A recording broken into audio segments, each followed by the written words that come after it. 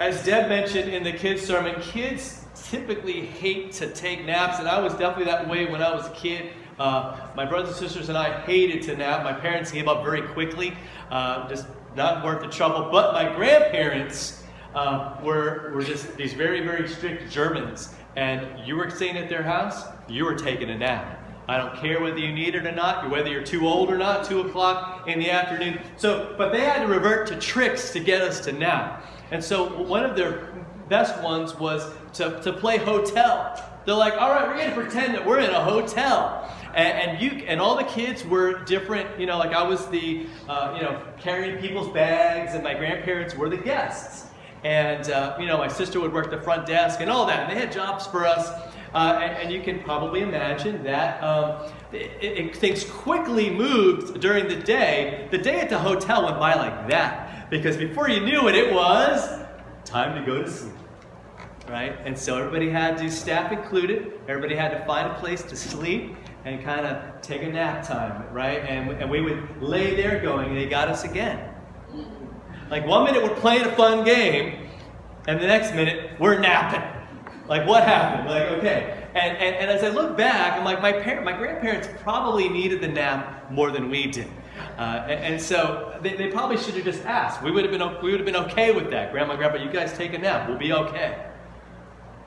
Now, I wonder, like, things change. Like, I get to the point now where, I don't know about you, I sometimes think about naps when I get up in the morning. Anybody do that? Like, first thing in the morning, you're like, well, when can I fit one in? Like, how early can I get to bed tonight? I just want to say that's probably a bad sign. That's a sign that we need rest. Maybe it's a sign that we realize that we do need rest. But here's the thing. Like, now that I'm in control of my life, and I can probably take a nap anytime I want. Do you have to ask anyone's permission to nap? Probably not. But do you? Probably not. You have to wait until you're absolutely exhausted. And it's Sunday afternoon and you're trying to watch the Phillies game or something and you just can't stay awake. Right? And because you're not tired, you're exhausted. You're empty. And that's why we're doing this series called The Rest of Your Story. Right? So for the rest of your life, I want us to get serious about where rest fits in our lives. It's part of the rhythm of our life. It's not just when we wait till we got nothing left to give. God gives us various opportunities, right? Every day there's something called bedtime, right? It's sleep. It gets dark outside and your brains release these really cool chemicals that say, hey, it's time to go to sleep. But what do? We go, I got stuff to do. So we override that with a whole good dose of adrenaline, don't we? Right? 11, 12, 1 o'clock in the morning, I'm going to keep going. And God says, I wired you to need, 6 to 8 hours of sleep. Most people probably need. Kids need a whole lot more even. We need it. It's part of how we are made. In fact, I read an article by an ER doctor. It was just on CNN, and they were talking about, they said, that scientists have discovered that we need a 24-hour period where we do absolutely nothing, where we're not working, we're not trying to what we need, but where we rest. And I'm like, wow, that sounds familiar. Yeah, there's a whole lot written about that, right? Beginning of creation, God says, right, that seventh day, it's a day of rest. The 10 Commandments, a day of rest. Jesus talked about it, a day of rest. A 24-hour period of rest. Now I got to ask you, be real honest. How many of you take a consecutive, let's keep it very specific, consecutive 24-hour span of time where you aren't chasing something, where you're not trying to meet the deadline, where you're not trying to get a little bit extra work done? Anybody able to get to the point where it's like, yeah, I have mastered this 24-hour period of time and I rest. I rejuvenate, I get recharged. Anybody? Yeah, it's difficult. It's difficult. I thought I had this at least somewhat, was doing okay. But then I read a book called, see if I can get the name correct. It's Emotional Healthy Spirituality, written by a pastor in New York. And he defines what Sabbath is. He says, really, Sabbath is not catching up on your errands. And I'm like, there it is. And I thought I was so close, He says, no, because if you love doing laundry, that's great. If you love like fixing stuff around the house, some people love that, and that energizes them. That's a source of healing for them. For others, it's like the worst torture ever. But sometimes, right, on that day off, we're doing all the little errands that we're supposed to do, all the things we didn't get done because we were working, and doing, and right, and I hear you, and you're going, well, Pastor, but I have to do all that. And I have to continually do all that. And there's all these plates, and I got to keep them spinning in the air. And I got to ask you, how is that working for you? Right? We talk as though it's this like so necessary thing. It's such an awesome strategy. But it works for no one to continually work and to never take time, daily and weekly, to just kind of detach. Now again, science is starting to see this. We're more anxious, we're more, right? Mental health issues, anxiety issues, depression issues are off the charts. As we, right, instead of having more time, we have more, right? So God's answering with the thunder. He's saying, yes, amen. That's what that is. That's sound effects. God's bringing them in. Again, by the way, just as an aside, I hope I don't lose track here, but thunder to me is like, it's just this, it's always like this acknowledgement and this reminder that God is like real and He's big, you know, and thunder is like, whoa, okay, God is there. I'm listening, Lord. And especially with this, it's something we know we need, but we're a lot like little kids. And we don't want anyone telling us what we're going to do. And isn't that how we treat this thing? Because here's what God's trying to tell us today. He's trying to say, look, do not turn something that I gave to you as an absolutely essential source of healing, renewal, and strength and power for your life to go out and work, which He's called us to do, by the way. Talked about that last week. God says you should be tired at the end of the day, not exhausted, but tired. Because you're doing what He's called you to do. You're helping people. You're serving people. You're all in, and you're leaving it all out there on the field. And that's God honoring. But when we don't realize we have limits, God says, "Look, you gotta ratchet that back. You're not the limitless one. God is, not us, not me, not you. But we treat this as something that, oh man, I gotta do it. We treat it like going to the dentist or flossing, right? Nobody loves to floss, but you got to floss. And we treat it like this thing, and here's the problem. I think it's even more serious than that. I think it cuts to how we see God and how we approach Him. Because who thought of this rest thing? It wasn't me. It wasn't anyone else. It was God. And if you go back to Genesis 2, this was the brief reading that we had. Just a few words, but huge, huge, huge implications, right? So you go to Genesis 2, in verse 1 it says, "Thus the heavens and the earth were completed in all their vast array." So God made everything out of nothing, and it was amazing, it was huge, and it was good. And then it says, on that seventh day, what did God do? He stopped. He ceased. He rested, as we see in some of the translations. He was finished. So He rested on that from all of His work. And it says in verse 3 that God blessed the seventh day, and He made it holy. In other words, He made it set apart. It is a special day. It's got a different purpose than the other 6. So the 6 are for what? For work. He says, go after it. Get into the office, get into the classroom, get in wherever you're going, right, at work, and do all that stuff. But the 7th one is a different kind of day. Why? Because God rested from all the work of creating that He had done. Now, God wasn't bone weary, and it wasn't like, oh, I'm so tired, I need a rest. It's not that kind of rest. What He was basically saying is, it's done, it's completed. And that 7th day, its message is not, you got to get more stuff done, but that message is, look at all that God has done and continues to do. You got to be filled with that. Not the endless tasks and the things you're chasing and chasing and chasing, right? And we're all chasing something. If you're a student, you're chasing grades, you're chasing deadlines. I got a paper due, I got this, I got that. And I'm sorry to bring it up during the summer, but that's the reality. You you've got a book you've got to read this summer probably, right? Some of my kids are doing math courses and things during the summer. He says, look, take a day and stop chasing. Take a day and stop worrying about what's chasing you, about what's dogging you, about what's coming in, right? Rest in me. Jesus said, come to me, all you who are weary, and I will give you rest. We talked about that last week. That is still in play, by the way. That undergirds all of this, is that we go to Him. He's the one that died for us. He's the one that rose for us. He's the one that's taken away every single sin. Anything that could make us unworthy and take us out of the game, He died to take care of. Do you see?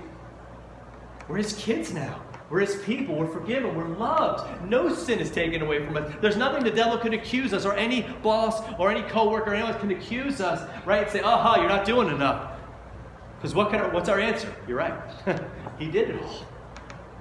And I'm going to serve Him with everything I got. But I'm also going to rest. Listen to this. Rest because of everything He's got that He wants to give to me. That day, He said, look, to take one day and marvel at my creation. Take one day and look at all the power that I have. Take one day and be reminded, because we forget the other 6, be reminded that He's the one that has no limits. His power and His mercy and His love and His knowledge, it's inexhaustible. 100% inexhaustible. And that's what that 7th day is about. It's about connecting with that. Being reminded of that. And because we forget, He puts it in one of the commandments, doesn't He? Remember the Sabbath day, keep it holy. And He unpacks it for us even. He goes, look, you have 6 days to work. Go, get after it. But that 7th day, that's a day of rest to the Lord your God. It's His day. That's the point. And on it, don't do any work. Neither you, not your son, not your daughter. If you got servants, no. Animals, no. Even the alien within your gates.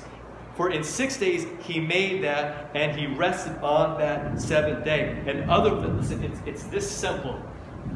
The world will turn if you take a 24-hour rest. Will it not? Do you really think that the world spinning on its axis and major money markets in the world and people's eternal souls and everything else is just pivoting on the fact that you are at it 24/7 every day, all the time? Do we really think that? Because I just described God. Because everything pivots on Him. Everything is about Him. He's the one. You see what I'm saying? So I got a God problem. I think I'm Him. That's really what it boils down to.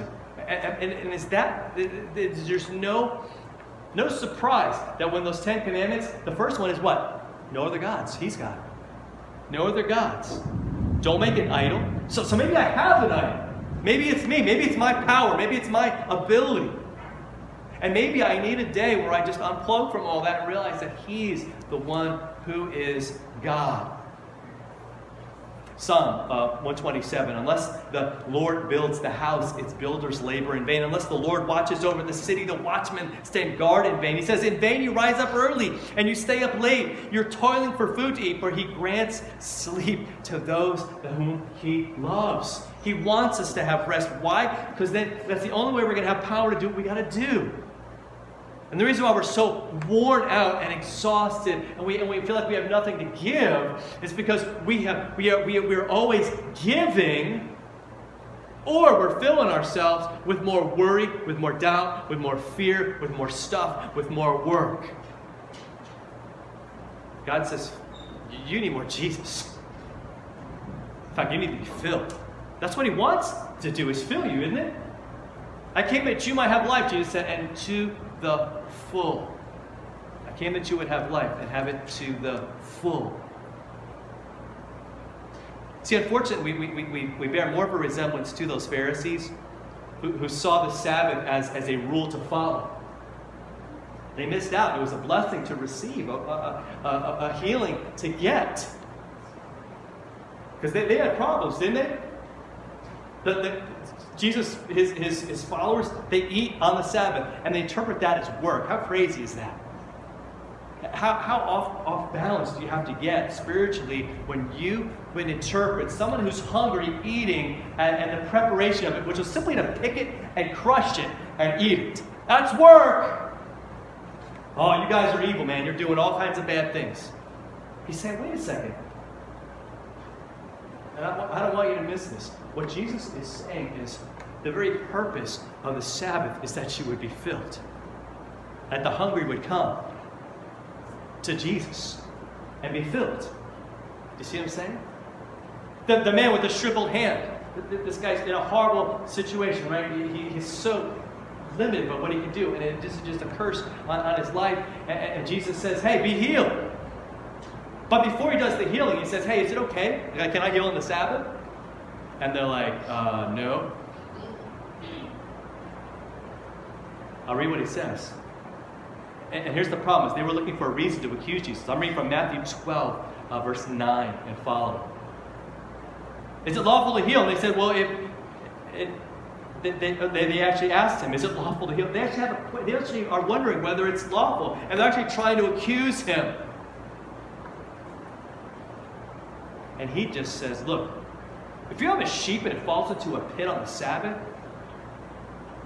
don't you take hold of it? Don't you lift it out? How much more valuable is a man than a sheep? Therefore, it is lawful to do good on the Sabbath. In other words, Sabbath is about healing. So of course, we're going to heal. Now, what's their response? To go and plot how they might kill Jesus. See, he's interrupting their view that it's all about ritual, it's all about law, it's all about keeping all the rules. And Jesus said it's about compassion, it's about love, it's about saying, look, you need to be filled. So why don't you take that time, this Sabbath thing? He says, you weren't created so that you could police the Sabbath. No, the Sabbath was given to you as a gift. And so I pray that we walk out of here not going, oh man, Pastor said I got to take 24 hours off. Like, that's horrible, right? How could he dare do that? Put that burden on me to take a rest for 24 hours. But that's how you're going to hear it, right? Isn't that how you're hearing it? Man. But we need it. I want us to see it like the most incredible blessing that God gives to us. That's what he wants us to do. Whatever day it might be. Right, we kind of pick Sunday, it's the Lord's Day, he rose on Sunday, so we kind of pick that, but you know, for some people, for what they have to do, their schedule dictates, right? There's somebody working right now. Me. Right? Somebody asked me after the early service, like, Pastor, when's your Sabbath? And I was like, yeah, that's a good question. That's why I'm doing this series, you know, because, you know, I have snippets and pieces, and I have to look at this and take this seriously myself. It's a day for him, Now again, it doesn't mean, I want to help you with this. This isn't where you sit like laying down somewhere for 24 hours total. It's you're doing whatever fills you up, right? Whatever, you know, and most of that's going to be looking at what God has done.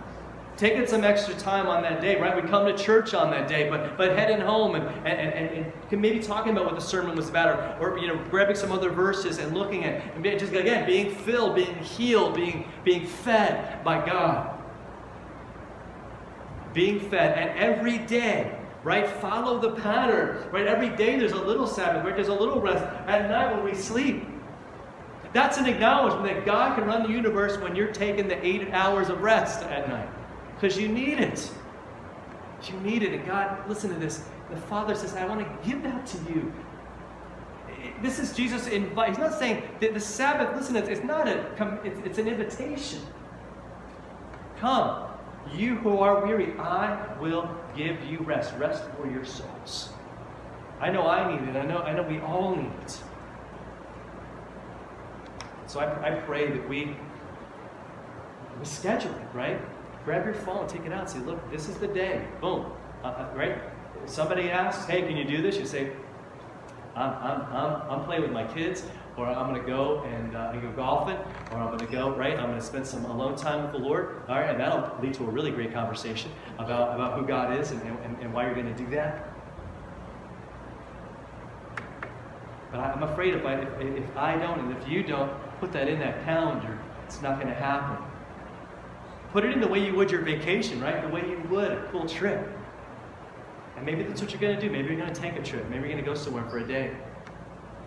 On top of a mountain or by a lake, and you're going to do some fishing. You're going to do somewhere like, all right, Lord, this is about you. I need to be recharged. I need to stop chasing and know that He's got me and that He loves me. It's in His name that we rest and that we pray today. In Jesus' name.